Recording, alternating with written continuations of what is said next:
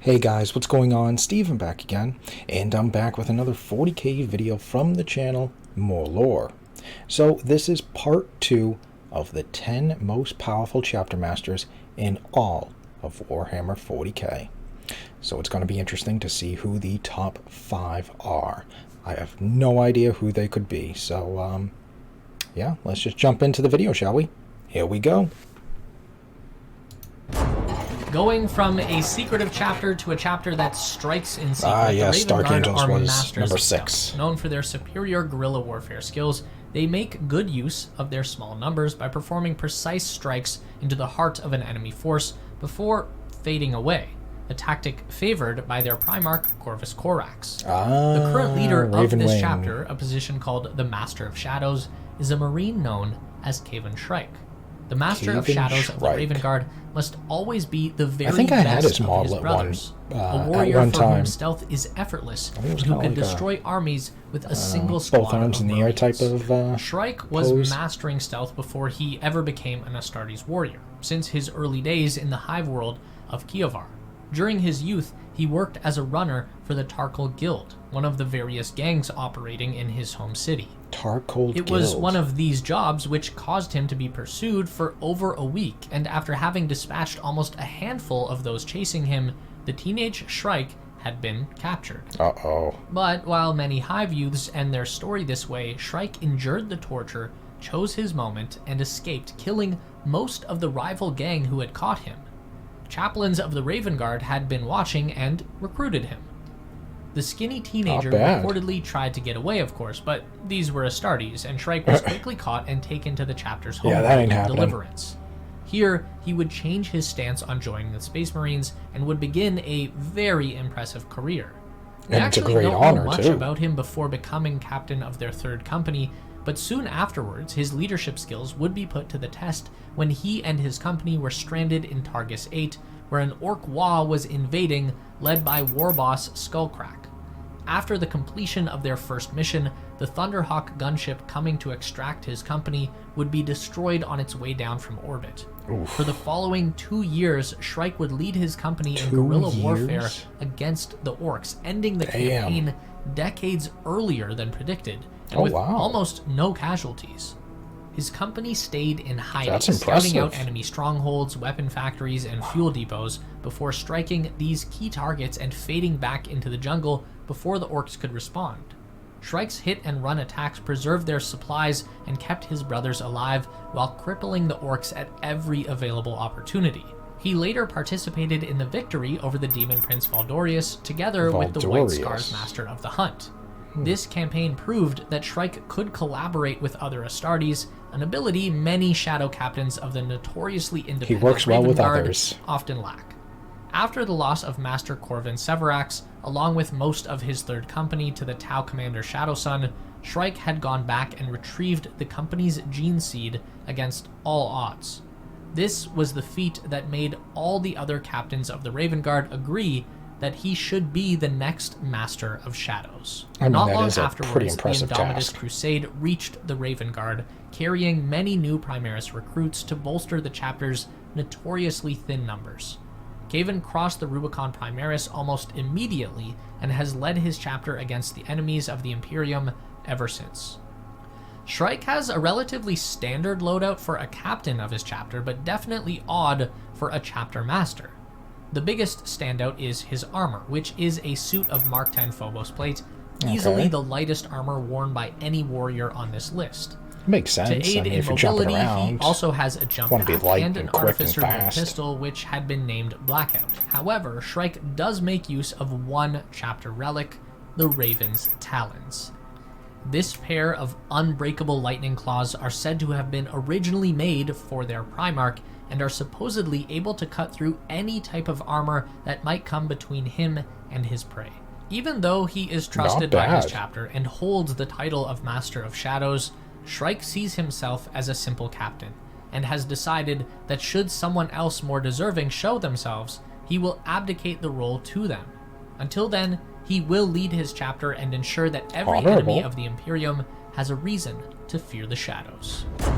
The leaders of the Imperial Fists have never sought the spotlight among Space Marine Marshal commanders, Helbrecht. but their successor chapters tell a very different story. The Black Templars were founded by Dorne's first captain Sigismund, the man who had also been the first ever Emperor's champion. It was during this founding that he swore to never rest against the enemies of mankind, and inadvertently ensured that his chapter would forever hunt against these enemies, forming the eternal crusade that would last from the time of the heresy right up to the present day. Sorry, this you can't break practice us is up. heavily enforced by the current chapter We're crusading. High Marshal Helbrecht. Helbrecht's destiny as a great protector of the Imperium was foretold by the Doomscryers, psychers His who armor worked does with look the really cool. Custodies to identify key figures in humanity's future. Because of this prophecy, the elite warriors of the Aquiline Shield secretly watched over him from a young age, even as he grew up in the harsh hive world of piety. Even in a chapter known for their violence and zealotry, Helbrecht was marked for both, his skill and fervor landing him a place in the heroic Sword Brethren after he dispatched a vampire. Yeah, 40k has vampires too. Anyway, he didn't stay in the Brethren long before the Marshal of his crusade was killed and Helbrecht was elected in his place. He would inevitably rise even higher, getting elected as High Marshal through unanimous vote after the death of his predecessor towards the end of M41. As his first order, he immediately started a new crusade to avenge his slain leader, as is tradition for new High Marshals. But just as he closed in on his quarry, the Black Templars would be summoned to fulfill their oaths to reinforce Imperial holdings against the green tide of the dreaded Orc warlord Ghazghkull's infamous war on the war-torn world of Armageddon. Ghazghkull would escape, and while the Templar would pursue with the help of Commissar Yarrick himself, the two would fail to catch the brutal and cunning Orc warlord. Helbrecht's next crusade would not end any better, as he was defeated by the Necron Stormlord Imhotep. Instead of slaying Helbrecht when he had the chance, the Necron Lord severed his hand in order to shame him. Helbrecht would at first seek atonement for his loss, but he would soon see the lost hand as a symbol of a comparable sacrifice made by his Primarch Rogel Dorn, and would instead use his loss as a source of faith. He would eventually find victory against Imhotep, who would escape just as Ghazghkull had done before. Helbrecht would continue his crusades of vengeance until the formation of the Great Rift at the close of the 41st millennium. This is when the Templars began to receive new Primaris recruits and promptly slaughtered them all, as they believed them to be an affront to the Emperor's perfect vision. It would take a visit from Guilliman himself to change Helbrecht's mind, as the Primarch had to convince the High Marshal that there was a spark of the divine in the creation of the new Primaris They're Marines. here to help you. And while Helbrecht did accept that framing and It's all instructed right, his you'll be marshals to fine. begin allowing new Primaris neophytes into the fold, it took a great deal more convincing to get the High Marshal to abandon his crusade against Ghazghkull. In the end, Guilliman had to shame the proud Templar by reminding him that petty vengeance could not come before his oaths to the Emperor. The Templars were needed to defend the Imperium now more than ever. In order to make up for the guilt Helbrecht felt when he realized Guilliman was right, he gathered his newly promoted marshals and endorsed and encouraged them to lead their own crusades, reclaiming what was lost during the formation of the Great Rift. Okay, The so most there's a recognized few piece of crusades equipment going that on. the High Marshal bears is the Sword of Sigismund, a massive black power sword that has slain over 1,000 champions of chaos throughout the millennia. He pairs this Damn. with Ferocity, That's a combat impressive. melt-a-gun that is devastating to infantry and heavy armor alike. Helbrecht has even finally allowed himself to become a Primaris Marine, and so armed and armored with old relics, new biology, and renewed faith, the High Marshal of the Black Templars has set out once again in pursuit of the enemies of the Imperium. Contrary to their overzealous counterparts, the Crimson Pedro Fists are perhaps Cantor. the most traditional and standard of the Imperial Fists' successor chapters on our list. The only real out-of-place aspect of this chapter would be the organization of its first company. The Crusade Company, as it's called, was to have no more than 128 Space Marines in it, and it would be Really? always personally led by the chapter master, Only who at this 128? time is the stoic and insightful Pedro Cantor. We unfortunately know very little about his early career, not because the Imperial Fist successor was particularly secretive, but because the entire chapter was almost destroyed in a cataclysmic and surprising Orc invasion of their home planet Rin's world in 989 M41. And I take it he At saved that him. time, Cantor had been chapter master of the Crimson Fists for only 89 years, and his force had recently been Only diminished from fighting in a 89 handful years. of fierce campaigns in the years prior. While Cantor was out making a routine inspection of the furthest reaches of his chapter's fortress monastery, the world shook with a blinding flash, and a massive explosion reduced their headquarters and 3/4 of the remaining warriors of the Crimson Fist to ash. A rock, an asteroid fitted with engines and used by orcs to invade planets, had slammed directly into the sturdy fortress. Honestly, it was probably the only thing that could have destroyed it so completely. However, orcs are wildly resistant to damage, and hundreds of thousands of boys would begin swarming across the countryside. Faced with total annihilation, Cantor and his remaining marines did the most difficult thing any Sons of Dorn had ever done. Hold the line. They ran. Oh. Cantor gathered his surviving brethren and traveled 10 days to link up with the planet's defense forces, reuniting with other wary survivors who had been fighting hit-and-run skirmishes. And then they with mounted a orcs. defense. Together, they managed to defeat the main Xenos force, but the battle for Rin's world would become an eternal stalemate, even with the intervention of more than a dozen different chapters rotating in and out of service in hopes of reclaiming the world.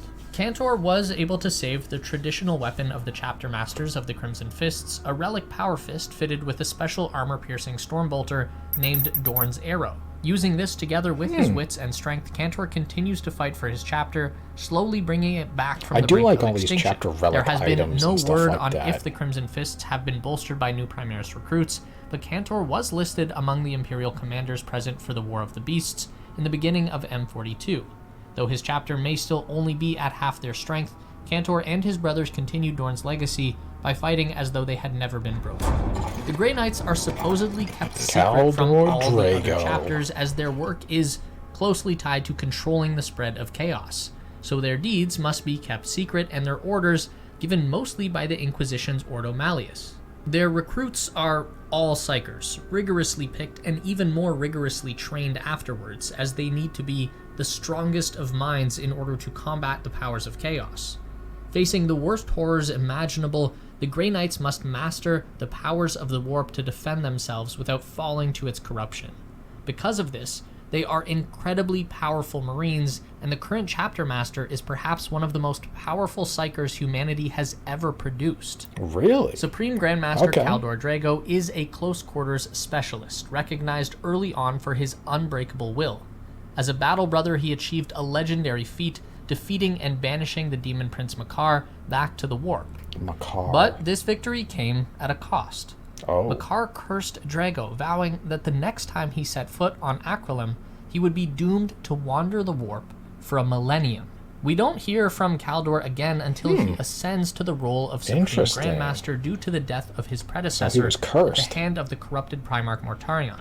In his moment of rage, Kaldor would shatter Mortarion's body and carve his predecessor's name into the demon Primarch's heart before banishing him back to the warp.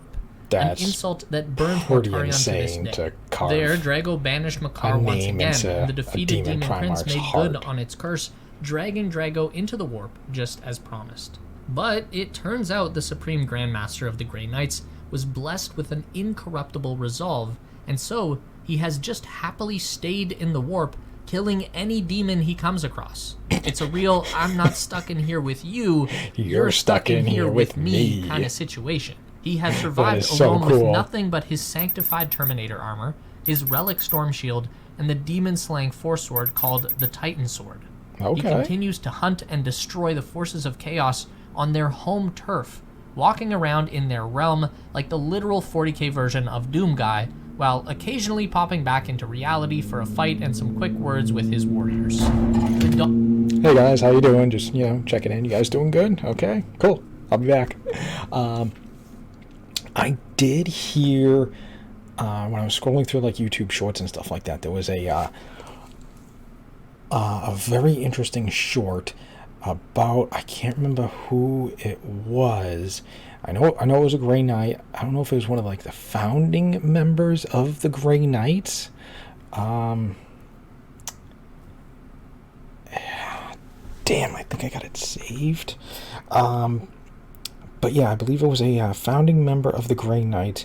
It was a pretty dark. Well, I mean, it's supposed to be grim dark, but a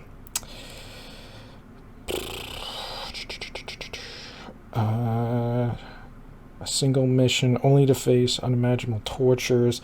This is the tragic saga of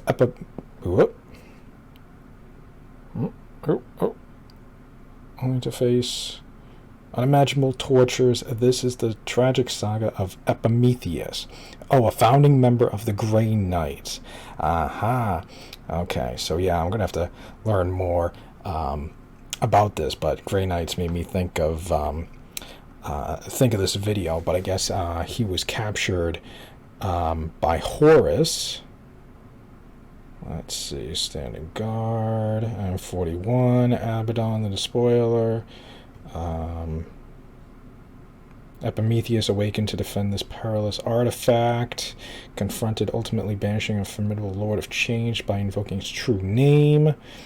Despite his valiant efforts, the cache was breached. Epimetheus was captured by Abaddon, and aboard the vengeful spirit he endured unspeakable tortures. His black carapace was torn from his body. His black carapace was torn from his body. Oh, come on, go back. Go back. Rewind. Torn from his body. His progeny gland extracted from the Fabius bile, his tongue severed, and his eyes and mouth sewn shut with demonic sinew, and a blank was grafted to his back, nullifying his psychic abilities, rendering him a shadow of his former self. Damn.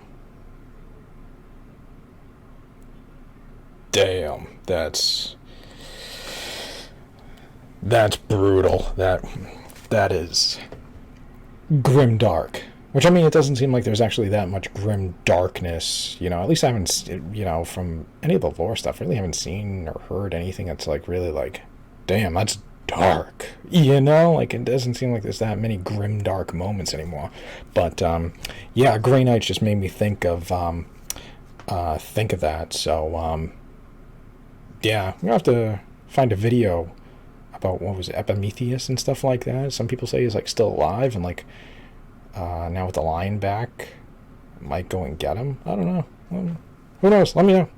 Dawn of War games were a hugely influential part of 40k history, and so it makes sense that we would take a look at the Blood Ravens leader, Gabriel Angelos. Okay. These servants of the Imperium have no recorded origin, and have been rumored to be successors of various legions. Some say Imperial Fists, others say Ultramarines, and some even whisper that they might be Thousand Sons successors.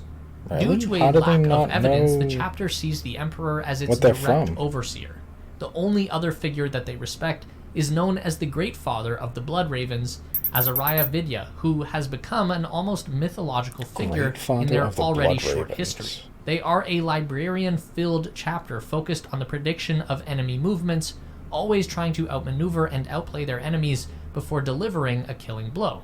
Gabriel Angelos is not a psyker, but he would nonetheless become one of the most important members of the Blood Ravens over the course of his long career. Born on Cyrene, like the vast majority of Blood Ravens recruits, Angelos was already a strong leader before he ever took the blood trials that marked him as a suitable candidate for the Astartes program, along with his good friend Isidore Achios.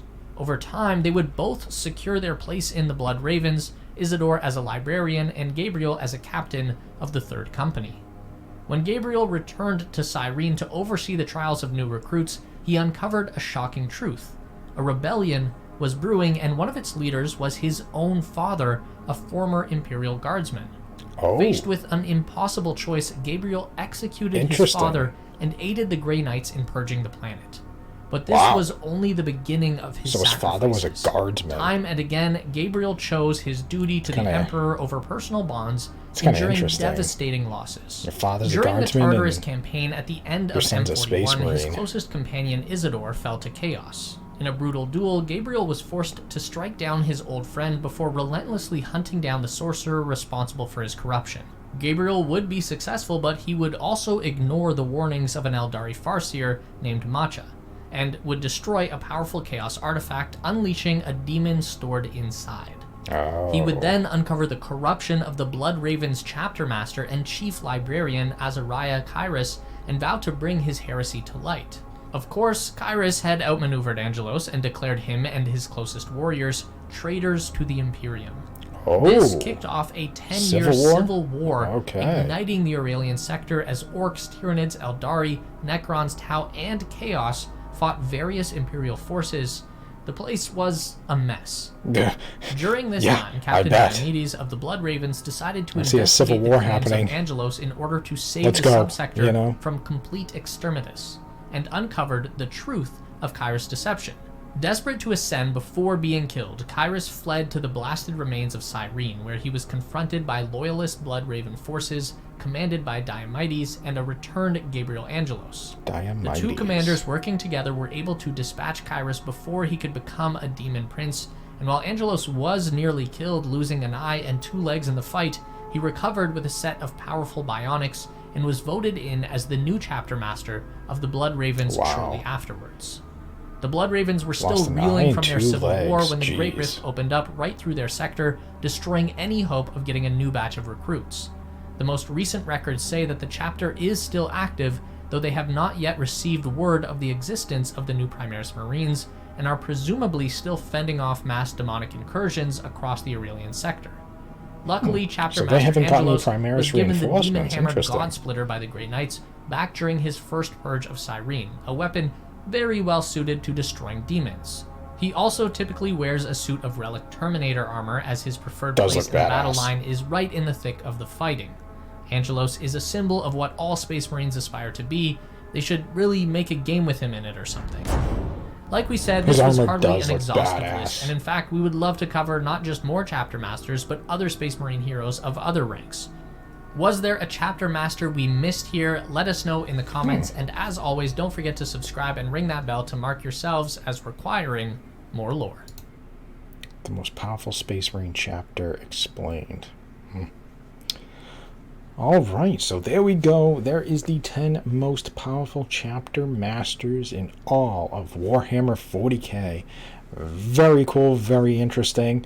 Do you agree with the list? You know, I mean, yes, this was the top 5. Of course, in my part 1, was 10 through 5. But yeah, do you agree with the list? Do you disagree? Do you think someone else should be on the list? Do you think someone on the list should be taken off? Do you agree? Do you think, oh, this one here should be this one here should be, a lower rank or something like that, or, change the ladder, basically?